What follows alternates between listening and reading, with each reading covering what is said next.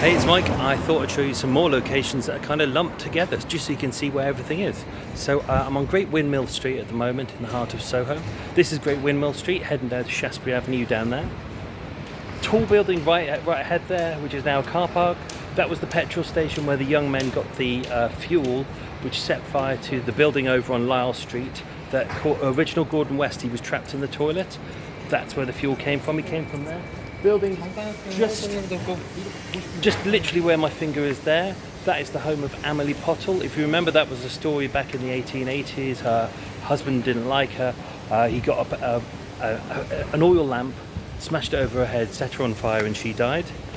If we go down here, just behind the lyric here, if you remember a story about, it was called The Unfortunate Mr. Johnson. He was a young man who was stabbed to death in a nightclub because he was dancing with a girl that an American or Canadian GI didn't like. That was just literally behind there. Just down there was the Salted Almond as well. It's literally just down there. If you know where the McDonald's is, if you don't, there's a McDonald's there. That was originally called the Salted Almond. That was the original location of the Trocadero, and the Salted Almond was where the Blackout Ripper took one of his final victims, Catherine Mulcahy. He took her there for a drink. She said it was one of the worst dates of her life. If you look down to the blue awning just down there, this is Archer Street. We come down here on the tour. If you remember, there was a young Jamaican girl called Josephine. She was doing her studies. And she got a job at a clip joint there. It wasn't a lap dancing club, it was a clip joint.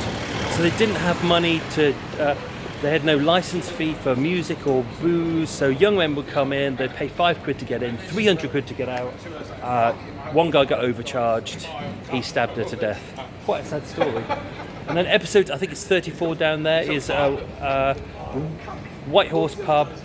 This is the pub where Larry Winters went in, robbed the place.